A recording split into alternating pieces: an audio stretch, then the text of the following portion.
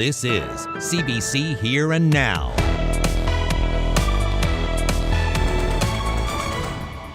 By now, there should have been 5, maybe 6 weeks of production at this crab processing facility here in Triton. This has been the hardest ever to deal with. We're in serious trouble, right? And we need help. I'm Terry Roberts, that story coming up. I used to have nightmares, I could see my grandchildren floating away. And we try to get by what we can, but we're not getting no help.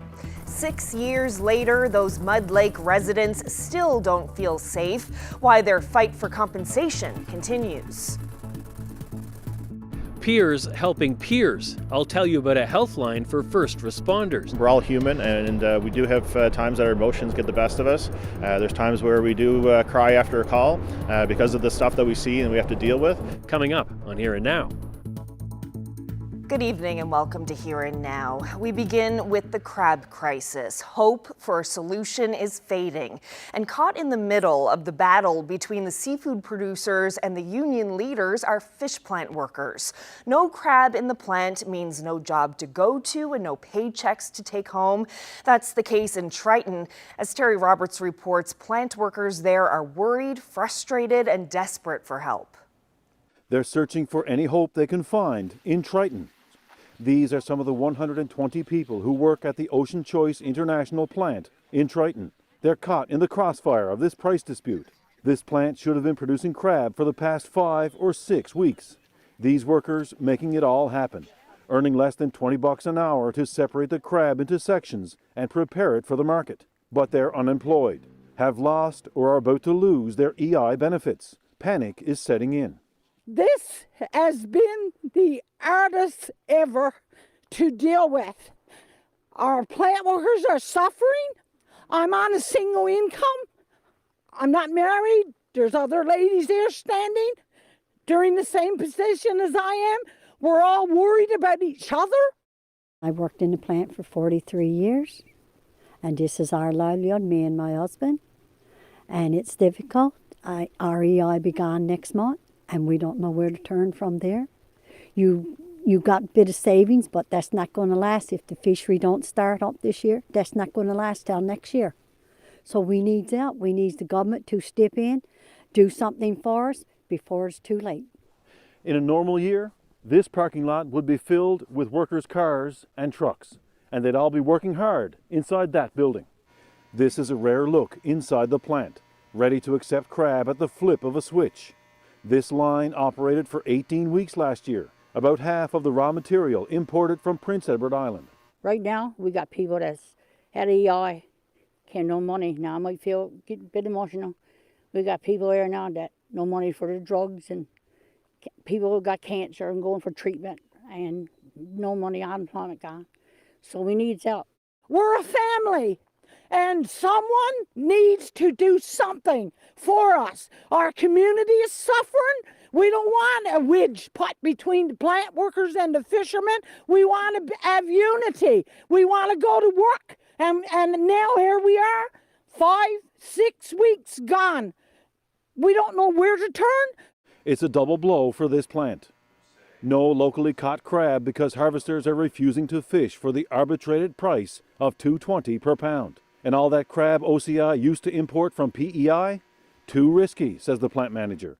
We could have had crab, and the reason we didn't have it is because of the threats that we've been getting if we brought crab in Newfoundland. I mean, this town, I did get a call from the mayor earlier this year, and he did tell me that he had calls from, I don't know who, saying if we brought crab in, and expect everything to be turned upside down in Triton. So, I mean, it's been a very difficult year. Without work and with benefits running out, desperation is setting in.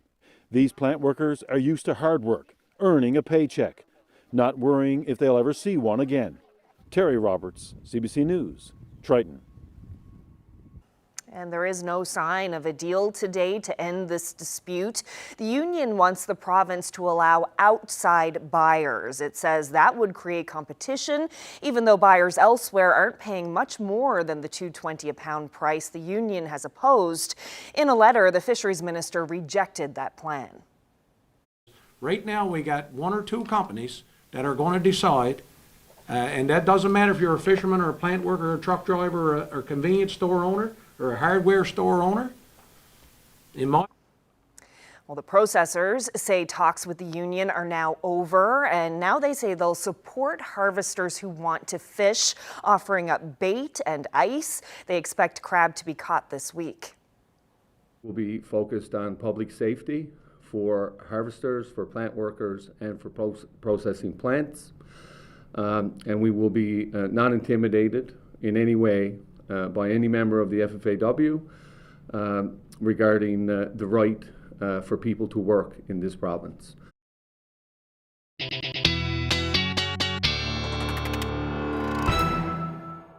Well, a bit of a great day out there for most of us across the province. We've got an area of low pressure and a couple of fronts associated with that, and lots of showers out there as well. If we zoom out a little bit, you can see another area of low pressure just to the south. That's going to bring some more showers as we head through the night tonight, but we do have this cold pocket of air up across Labrador, bringing some much cooler temperatures, only in the single digits again today, 3 to 6 degrees across the big land. Now for the island, the hot spot was St. John's. I don't think I've said that very much this season so far, but 14 degrees in St. John's. In onshore flow along the west coast and south coast, those temperatures are a tad cooler, between 6 and about 9 degrees along southern sections of the province. So taking a live look outside right now, there we go, gray skies, some showers, some drizzle, winds still gusting around 60 kilometers per hour. And as we head through the night tonight, lots more showers expected, starting to get heavy, and will continue to get heavy as we head through tonight. I'll get into those details coming up.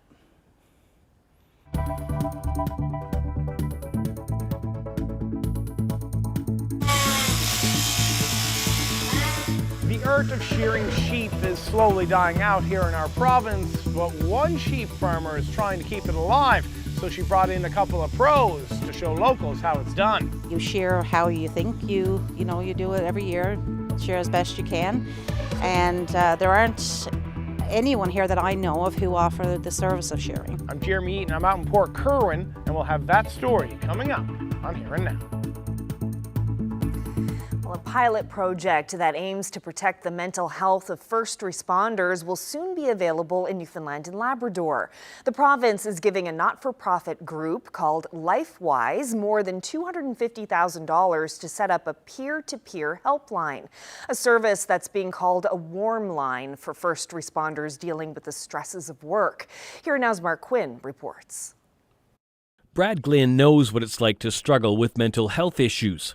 Absolutely. So all 37 of us who currently work in the organization have lived experience of mental health and addiction issues. For me, that's largely a day-to-day struggle with some pretty persistent generalized anxiety, less persistent and consistent issues with depression, and struggles with suicidal ideation at different points in time in my life. As someone with lived experience, he's now bringing together a team at LifeWise to help people facing similar problems. Warm line staffed by first responders who have experience in the field, but also will undergo peer support training and have their own lived experience, so that when a first responder reaches out, they're speaking to someone who can truly understand and listen to the stresses they face in their work life. The province is giving $256,000 for a one-year pilot project. Most of that money will be spent on salaries for a half a dozen people who will answer calls. We at LifeWise won't offer any peer support in a volunteer capacity. We believe it's a critical part to a recovery-oriented mental health care system in our province, and therefore we view it as a profession just like any other mental health profession in the province. First responders like paramedics, firefighters, and police are the first to arrive at tragedies, and that can take a heavy, lasting toll. According to a survey by a paramedic mental health working group, 78% of paramedics say they will use a peer-to-peer helpline. Because of the graphic scenes that we sometimes see on our day-to-day call throughout our job that we do. And so to have someone that understands the job and understands the profession just makes it a little bit easier to talk to that person, knowing that that person has seen the same things or similar things as you.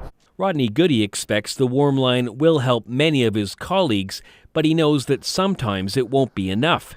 Glynn says LifeWise will help first responders get the care they need. We don't view ourselves as separate from the system, very complementary and very critical to it. So if we feel like someone is in crisis or in need of some more clinical support in nature, we'll certainly redirect them and give them information for people they can reach out to. The warm line isn't up and running yet, but LifeWise says it should be ready by mid-June. Mark Quinn, CBC News, St. John's. Residents of Mud Lake, Labrador are still demanding compensation 6 years after floods devastated their community. Now, many blame the Muskrat Falls project. Newfoundland and Labrador Hydro says there's nothing to back those claims, but as the CBC's Patrick Butler reports, the legal battle could drag on for years. You won't find the road to Mud Lake on a map. It only exists in the winter when the Churchill River freezes solid. Watson Rumbold has lived in this town of 40 people for 43 years. After the flood, even after we come back, I used to have nightmares. You know, I could see my grandchildren floating away. And he hasn't slept easy since May 17th, 2017, the day Mud Lake was submerged. The water level in the Churchill River jumped several feet in a matter of minutes. Dozens of residents had to wade through that icy sludge to escape. This was all underwater. The whole thing? The whole thing. All this was completely in underwater. Rumbold was the last person airlifted out, the last to see the damage from above. I looked around and I'm sorry, but you know, it was a hard day, you know, because I worked 35 years then or something to get what I got, and not knowing, you know, what's going to happen or whether you're going to have a home to come back to. That was hard. The Muskrat Falls Reservoir had been flooded just a few months earlier. The dam is located just 40 kilometers upstream from Mud Lake. Rumbold doesn't think that's a coincidence. People have been here for over 200 years or more, you know, and it never ever happened before. Nalcor Energy, the Crown corporation that built Muskrat Falls and has now been folded into Newfoundland and Labrador Hydro, has repeatedly denied the project is to blame. A report ordered by the provincial government in 2017 says the Mud Lake disaster was the result of natural events, like the high amount of rain that fell before the flooding. But lawyer Ray Wagner isn't convinced. For nearly 6 years, he's led a class action lawsuit on behalf of residents. Our experts say something different. They say that the dam contributed in a material respect to the flooding of the Mud Lake. Wagner says after Muskrat Falls was built, ice and sedimentation built up in the Churchill River. He believes those factors increased the risks of flooding when Nalcor was forced to spill water from the dam's reservoir. Or the government didn't make it rain, but they sure changed the way that the rain came down the stream. The class action has dragged on for years. Lawyers are poring over millions of documents. A trial won't happen anytime soon. You know, they're going to spend millions of dollars defending this case, and the case, you know, is not worth $100 million. It's not a huge case. It could, however, be an important one for establishing future liability claims for future floods. The class action's lead plaintiff says he wants action, and he'll wait as long as it takes. We're not getting no help. And this was frustrating about it. If we had something, we can't move. We're both on senior citizen. We're on fixed income. You know how much money that is. We're very, very little. So we do. We try to get by what we can, but you know we're not getting no help. Chiasson nearly drowned in the flood. Trapped without a working cell phone in a building without firewood, he burned furniture to stay warm. He received federal emergency funding after the flooding, but that money didn't pay for all the damage. Chiasson fears the river will flood again. All we always think is this flood going to happen, or we're going to flood again. The Newfoundland and Labrador government is offering up to $270,000 to certain residents affected by the floods. If they accept the money, they'll have to move. But some flood victims, like Chiasson, aren't eligible. Others, like Rumbold, believe the offer isn't nearly enough. Wagner thinks the government is trying to go around the lawsuit launched by his clients in an attempt to undercut the class action. Fundamentally, you have to question the morality of that. Rumbold says the entire situation could have been avoided had the province never approved Muskrat Falls, an economic fiasco with a price tag that's ballooned to more than $13 billion. The people of Labrador didn't want muskrat in the first place. He's not the only resident who feels that way, in a town where the floodwaters have long receded, but bitterness remains. Patrick Butler, CBC News, Mud Lake. Well, staying in Labrador, where fresh food can be expensive, students in schools there are getting a chance to grow their own vegetables. Here Now's Heidi Adder stopped by a grade 4 class in Northwest River to find out more. The students at Lake Melville School have gotten pretty attached to these large pepper plants. Now it's time to harvest, even if it means cutting their hard work. It's like fun to grow stuff inside because you get to see like it grow. The organization Succeed donated the $500 kits to almost every school in Labrador. They grow lettuce, kale, peppers, and more. The kits are meant to help kids learn about food insecurity and sustainability. The kids nowadays know the hardships that some parents face, families face when it comes to cost of living, right?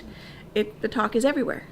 The province had a sharp increase in food insecurity from 2021 to 2022, according to a report published by the University of Toronto this month. And Indigenous households like those in Labrador are some of the most likely in Canada to be food insecure. Baker says these hydroponic gardens help her students know they can do small things to help.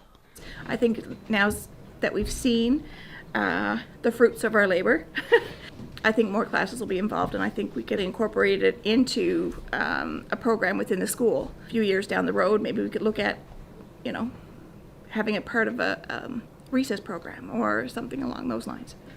These peppers are off to be frozen until there's enough to make a spicy jelly, but the kids did get a taste of what this project is all about, and it's inspiring students to do more in the future. So I don't have to pay for expensive stuff at the store. This project will grow next year, where the hope is other grades will get a chance to dig in as well. Heidi Adder, CBC News, Northwest River. Well, this next story is about a group you may not know about, the sheep producers of Newfoundland and Labrador. They want to see more people in the province raising sheep, and they don't want you to be intimidated. Now, the annual shearing of the sheep can seem daunting, so the local crowd brought in some professionals for a demonstration. They invited Here Now's Jeremy Eaton to Aylward's farm in Port Kerwin to check it out. She shears sheep up the southern shore. Now that may sound like a tongue twister, but it's actually not. Here at Aylward's farm in Port Kerwin, Brenda Aylward brought in 2 professional sheep shearers to show locals how it's done. Pauline Boley and Amber Petersons from Manitoba and PEI respectively. And they came down here and they did a seminar for us this weekend, and it was amazing. We learned so much. They set up the equipment for shears. Some of us didn't even have our combs or our blades on the shears in proper position. You kind of do what you think is right. We know how hard it is to shear a sheep. We've both been professionally trained. We take schools on a regular basis to get our skills better. So to know that these farmers have been shearing their sheep every year without any real formal training is extremely impressive and a really hard job to do. We have domesticated sheep over the last 100 or so years. They need to be sheared for health purposes. They need to be sheared at least once a year. If you don't shear them every year, their wool will actually mat together and you can't get airflow under there.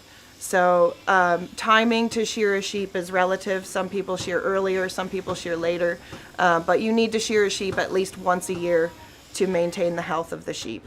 On the weekend we had some young people attend that perhaps down the road they would like to make this a part-time business, and there is an opportunity. We all learned some techniques over the weekend, but there are actual shearing schools.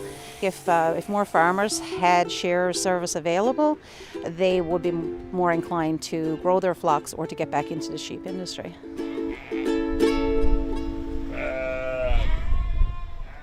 That does look pretty tough to do. Pauline is one of the shearers that you just met there, and up until just a few months ago, she held the world record for shearing sheep after cleaning the wool off of 510 lambs in just 8 hours. Pretty impressive. The pros do make it look easy, as you just saw, but as Jeremy got to see when he gave it a go, it's not so simple to shear a sheep. What do I need to know to try to shear a sheep? Okay. Do you try to get to know them? I don't think she likes you. Oh, yeah. Not the first woman to say that. She seems to like me. So I've started the sheep for you. And when you get started, I'm going to show you where to place your feet. Oh, you're not going to hold it for no, me? I'm not going to hold it. No. Why are we wearing I want to try a sheep, but I don't want to do any of the work. Yeah, that's exactly what I thought. You're going to come over here. And you're going to put one leg through the front and in the back. So one leg through the front. Get that toe right underneath of her. Leg in there. Other one over here. Oh, it's okay. It's not okay. I'm sorry. There you go. Don't cut your leg.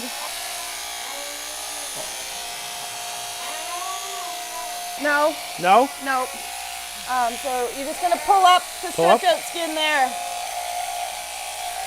You're going so deep. Well, I know where the body is and you don't. Sorry, I missed the spot. Well, yeah. Oh, I missed a lot of spots. Yeah, you missed a lot. Well, I don't think you're gonna win any world records. But this sheep does seem to like you. Well, that's a win.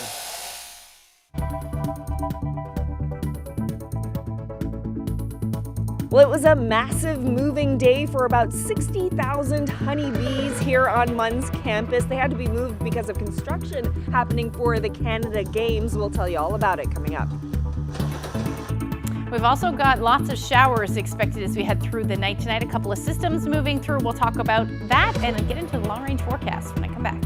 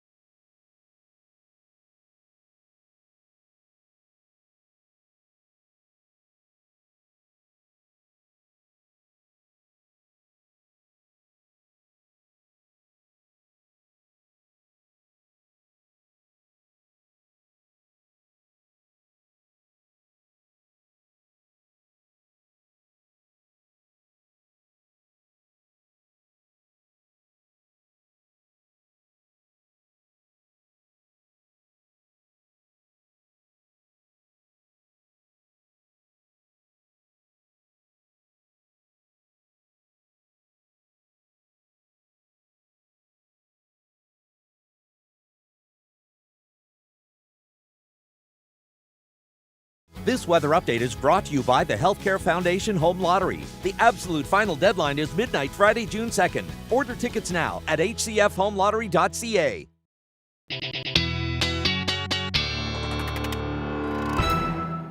Well, it's pretty mild temperature-wise in St. John's today, but windy. It felt a bit colder than it actually was because of the wind. That's right. That's the unfortunate part. And, you know, when we see some nice weather, that wind's always got to be there, right?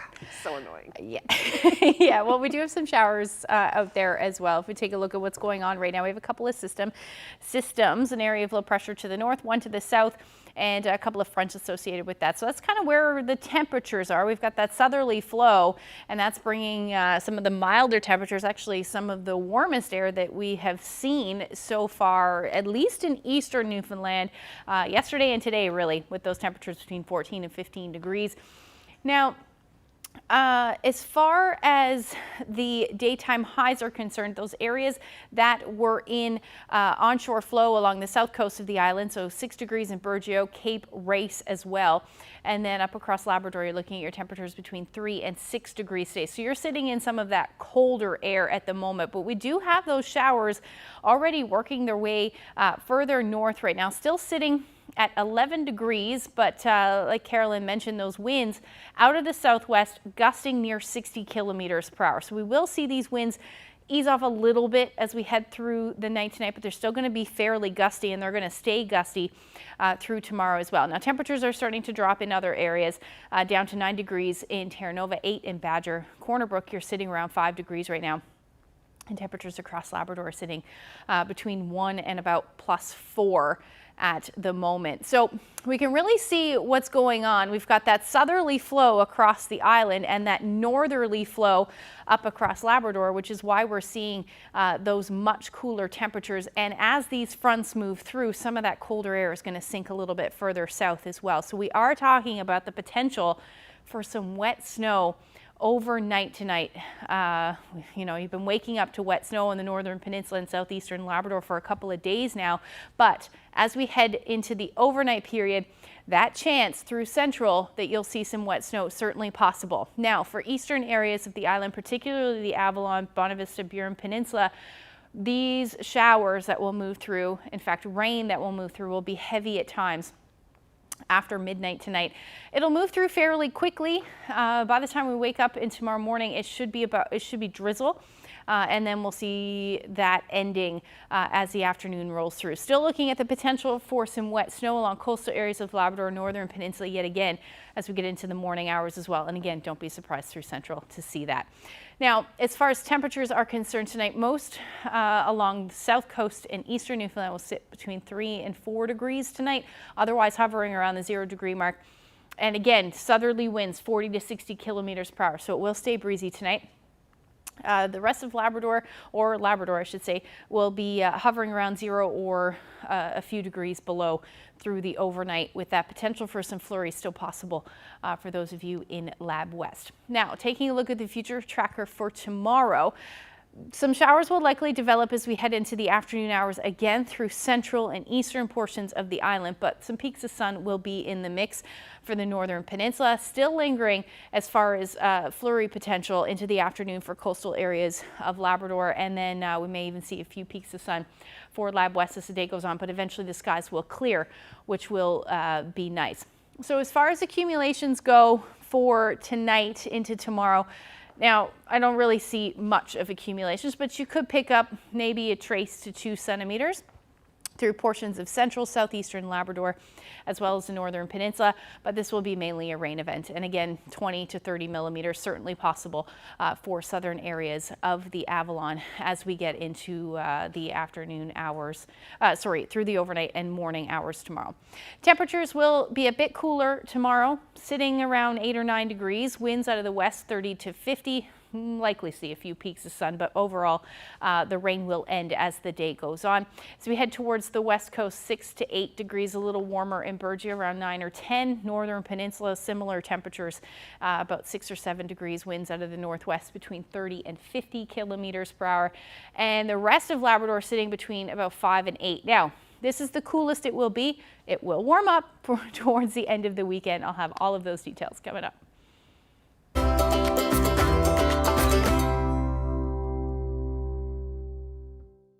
Well, this Saturday is World Bee Day, and today we're here at MUN, where these 3 hives that have been taken care of by the MUN staff, they're going to be moved to another location because of all of this construction that's happening here for the Canada Games. So joining me now is Dr. Tom Chapman, who's been taking care of the bees for the past while. Can you tell us a bit about what's going to be happening here today?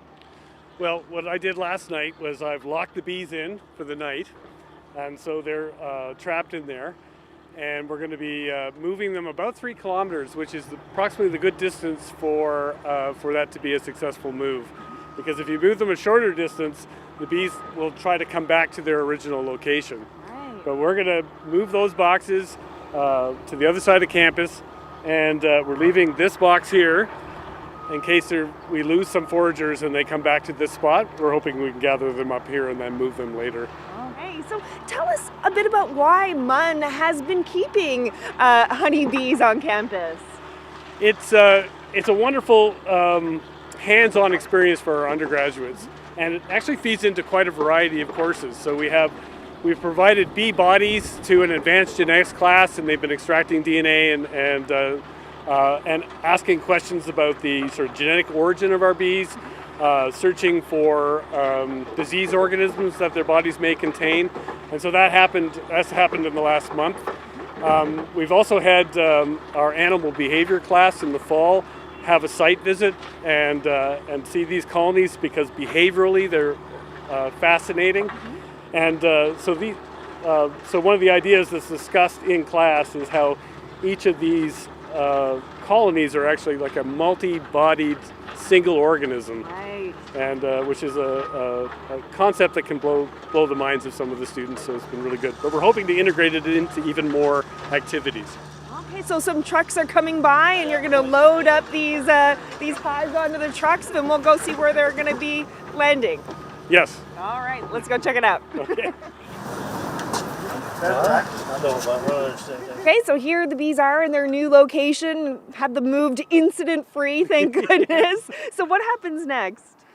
Well, now I'm going to give them a few hours to settle down, and then that red tape that you see there, I'm going to pull that off and run. Right. They'll reorient themselves to this location, and hopefully when the weather improves, they'll start foraging again. And so the community garden is here next door as well, so I guess it'll be a mutually beneficial kind of situation here. I think so. I think their vegetable and fruit set should improve. Well, good luck. Thank you so much for letting us tag along on the big move. Thank you.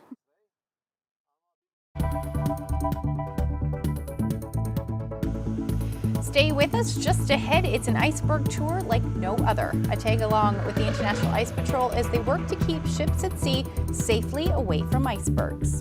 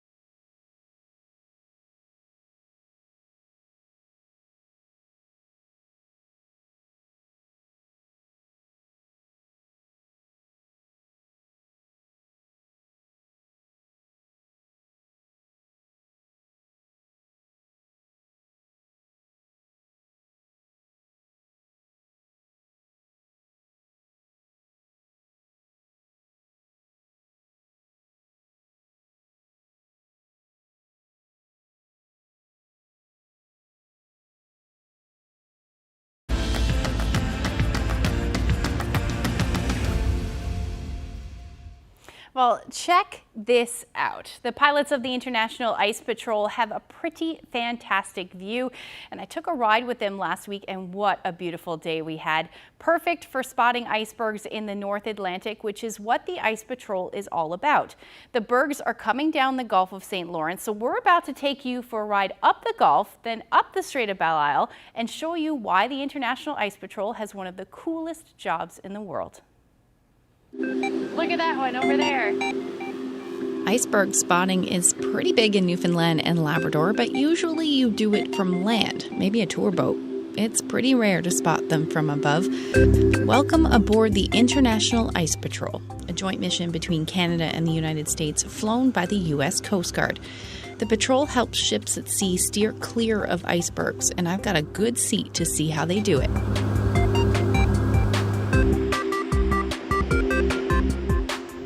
The crew and their massive C-130 airplane are based out of St. John's in the heart of Iceberg Alley. Morning, Captain. IAP ASEC. This is the weather brief for today, May 10th. The 2100 Zulu, winds 270, at 20 knots, gusting to 30. Unrestricted viz, scattered at 3,000 feet. So we're seeing that consistent throughout the day till landing time. So where are we going today, and what are we looking for? We are going to the west coast of Newfoundland, to the Strait of Belle Isle, and we're looking for a single iceberg today. That's our primary objective. One specific iceberg today.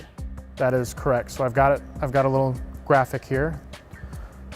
We'll fly straight to where we think this iceberg could be. We saw it a few days ago, and we care about this one iceberg because it's the one iceberg that's affecting how we draw the iceberg limit. Drawing the iceberg limit is the Iceberg Patrol's main job. So every day we send out an image to the mariners that are transiting the North Atlantic Ocean, and it's just a line in the water. It's a pink line, and it says, inside of this line there's icebergs, outside of it there are none. Can you give us a quick tour of the plane? Of course. Up front here we've got some normal airline seats. If you're used to flying on a plane, we've got these normal airline seats on a pallet. They roll in and out. We'll work our way aft a bit here. Some survival gear. This is specific for cold weather. And then in the back, some folks ready for taking off. This is the large ramp that will be used for dropping search and rescue gear, and sometimes oceanographic buoys that we use to track currents. Will we be dropping any equipment today? Hopefully not. That would mean something bad is happening. Okay, buckle up. It's time to take off.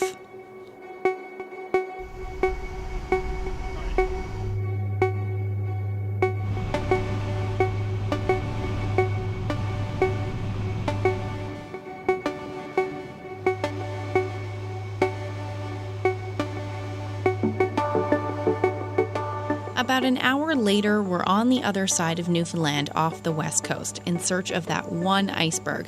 But there's a lot of ocean down there, and sometimes the icebergs aren't the only things floating around.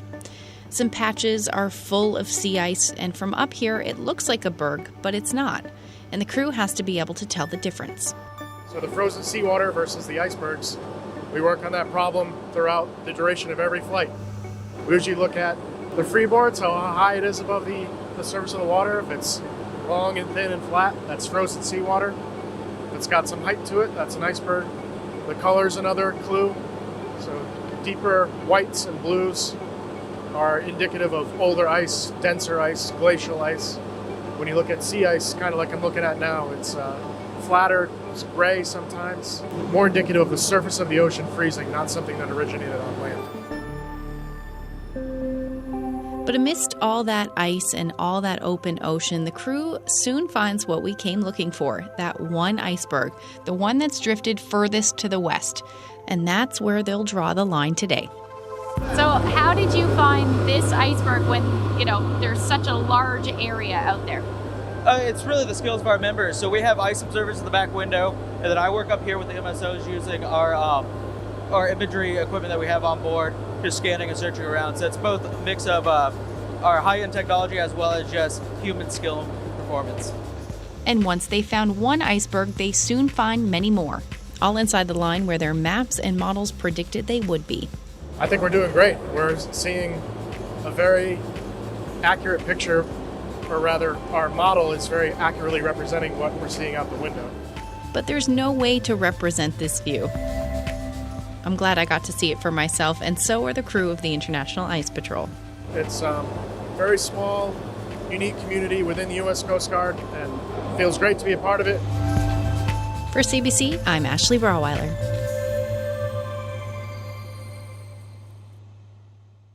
Wow, that was gorgeous. I loved your face just when you saw the iceberg and you just looked into the camera. You must have been very excited. Because it was right there. Yeah. It was incredible. We were doing 200-foot passes. It was, yeah, that was an incredible experience. So cool. It's such a beautiful day for it, too. Yeah, perfect. And there is lots more to come. Tomorrow on Here and Now, Zach Gowdy will have another story on the International Ice Patrol, but it's a little bittersweet, and it's all about how flights like the one we were just on are soon coming to an end. So you'll hear more about that, as well as how the crew feels about it all tomorrow on the show. Okay, looking forward to it. Yeah.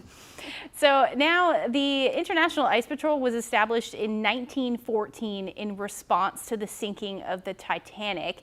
So crews are patrolling to monitor for dangerous icebergs. Well, check this out. A new 3D view of the iconic shipwreck has just been creating using deep sea mapping. Wow, it's the Titanic like we have never seen it before. Hundreds of thousands of images were taken from every angle, allowing crews to create an exact 3D reconstruction. An analyst tells the BBC that this model will help piece together the crime scene of Titanic. As an engineer, it's unanswered questions. That defines my whole interest in Titanic. And also as a historian, I'm always wanting to get to the truth. And I've seen enough in my years of studying Titanic that I am suspicious of the narrative that we've become accustomed to over the past century. I basically question whether or not Titanic hit the iceberg along the side, as we've all come to accept nowadays. I'm seeing a growing amount of evidence in recent years that suggests that Titanic actually ran over a submerged shelf of the iceberg, which was the first scenario proposed back in April 1912, but soon got buried under this 300-foot gash torn out of the bottom, and then that turned into the bumping along the side that we've all seen today. So there is still much to learn.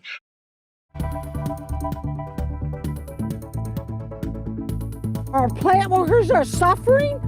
I'm on a single income. We're all worried about each other. Tensions are running high in Triton. Just ahead, plant workers in communities like this one worry about when they'll return to work.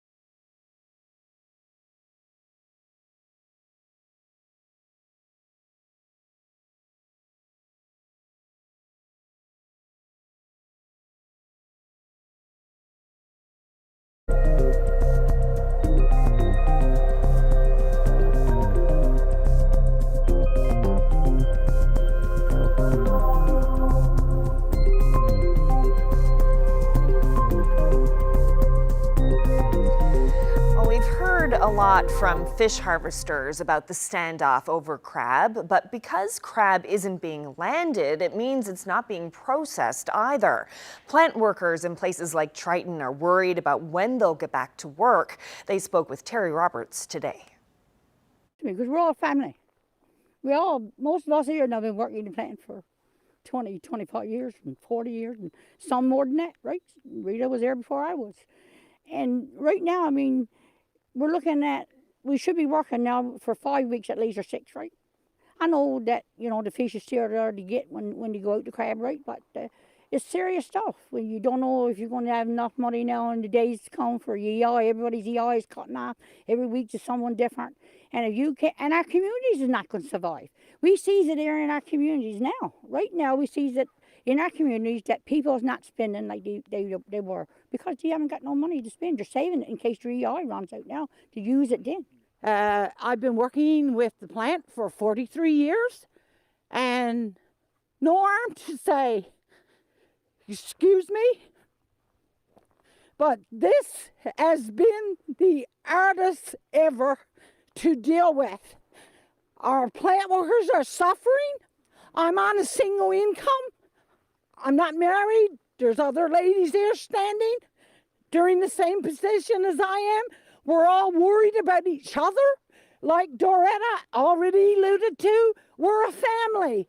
And someone needs to do something for us. Our community is suffering. We don't want a wedge put between the plant workers and the fishermen. We want to have unity. We want to go to work. And now here we are, 5, 6 weeks gone. We don't know where to turn.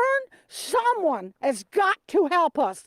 Government, step up to the plate. Do whatever it is you're supposed to be doing. We really need your help. And I worked in the plant for 43 years. And this is our livelihood, me and my husband.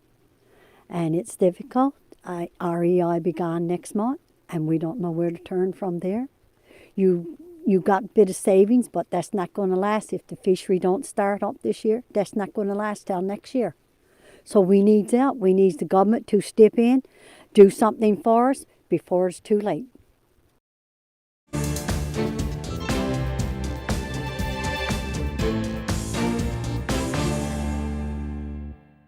The possibility of chaos and canceled flights is looming larger. Pilots at WestJet have served notice they're ready to strike beginning Friday, and the company says the two sides are no closer to a deal. The main disputes are pay and job security. They've been negotiating without success for 9 months. Labor experts say the standoff reflects the deteriorating conditions in the profession. Any job action could affect WestJet and Swoop flights, disrupting long weekend travel plans for thousands of Canadians. In international news, at least 8 people have died and thousands forced from their homes after torrential rain triggered flooding in northern Italy. Some areas received half their average annual rainfall in just 36 hours. Rivers burst their banks, sending muddy water rushing through towns and washing over roofs and parked cars. Rescuers plucked people from the upper floors of their homes or rooftops. Hundreds of hectares of farmland are submerged, and although the rains have eased, water levels are still rising. This weekend's Formula One race is one of the worst hit areas, and that's in one of the worst hit areas, and that's been called off.